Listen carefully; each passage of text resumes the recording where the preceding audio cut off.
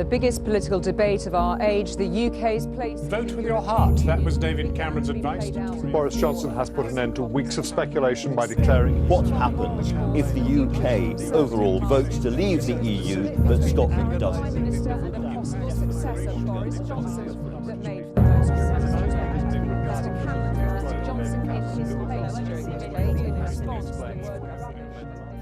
From a young age, I was never engaged at all with what the EU was. I didn't really have any conception of what it was. Didn't do politics at school.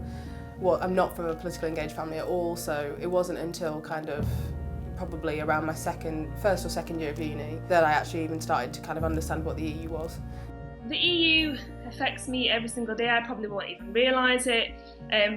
Low prices in supermarkets, cheaper flights. I mean, when I was at university, I did a 4-year course. I did law and German, and for the whole year, I spent a year studying in Germany in Trier, the University of Trier. So I was able to do that through a scheme called Erasmus, and that wouldn't be possible, I don't think, if we weren't in the EU. Very simply, the EU to me just means the ability to live here.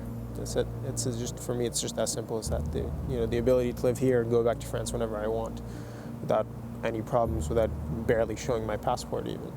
My family is French, Greek, German, and English, and I never would have come about if it wasn't for the EU, as it happens. So I've always sort of had it as a part of my psyche, I suppose. As the youngest councillor in Haringey, and evidently a man of colour, there's no question to me that being part of the European Union means that some of the, particularly when it comes to jobs or when it comes to housing or in a UK context, but more generally about the role that we are able to play in society, there's no doubt that Europe sets a lead and an example when it comes to tolerance and when it comes to opportunities. I don't feel this debate has taken off yet, and I really hope it does. I think there are people who've been waiting for this referendum for years, and they've got involved, but they've been talking to themselves, and nobody's going to win this referendum for either side of the debate without talking to people who haven't been engaged with it yet. A lot of young people feel excluded, disengaged, particularly like the BME community and refugees, asylum seekers. I'm fascinated. I don't know which way it's going to go. I suspect that the referendum will end up with a vote to leave. My boyfriend is British, but from an Asian background. He has mixed opinion on it. I think he doesn't want England to be in the same case as France with the jungle of Calais. I understand that, but I don't think closing the borders and having this referendum is an answer. A lot of the debate so far has been old white men, old politicians, making, sweeping statements that very few people can sort of verify and understand about how much we pay in or how much we get out or how much trade or business will benefit from one thing or another. And I feel like that debate just completely, it's not what fundamentally the EU means to me. It doesn't mean anything to anybody I know. In a European election, 4 out of 10 people vote. At a general election, 2/3 of us. In the Scottish referendum, everyone wanted to get involved and it was much higher. So, I hope it's as big a referendum as possible, but that will depend on engaging everybody. 1/10 of the electorate is from ethnic minority backgrounds, often much younger, much less likely to be remembering the referendum of 40 years ago or the debates we've been having for 20 years. Those voters need to be encouraged to turn up just as much as everybody else. I do think that, it's an incredibly flawed and problematic organisation, institution, whatever you want to call it. I think a lot of the motives around the EU, particularly economically, are to do with kind of stockpiling and safeguarding wealth in the already richest part of the world.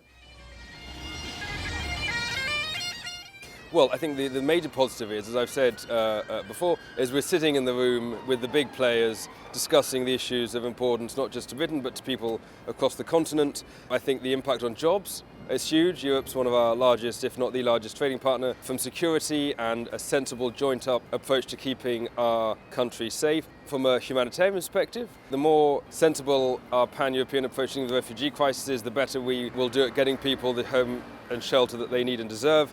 But I think above all, 21st century Britain, we should be sitting at the top table with our partners, not be looking to leave and sit on the fringes. I mean, if you take examples of countries who are who are not part of the EU, but still, for economic purposes, for example, need to be part of the common market. The problem with that is because you're not within the system, you can't help shape the rules. So the rules are imposed on you, and you just have to go with them. In terms of sovereignty, it's going to be way worse because Europe will be a market that Britain is, bound to participate in. But they have absolutely no control over the rules that set that market.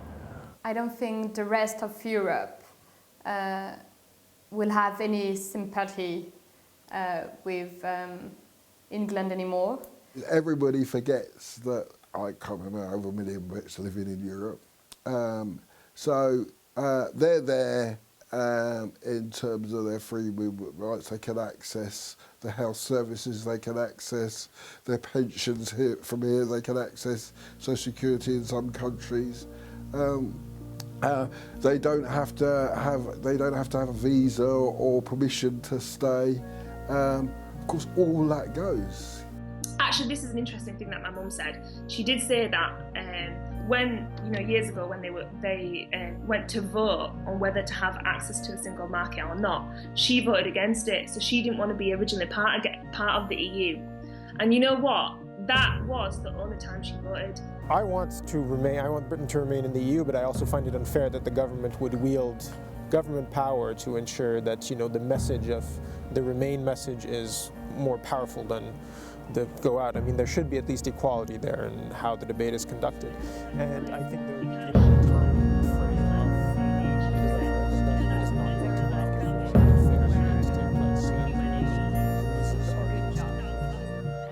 Well, I think the major positive is, as I've said before, as we're sitting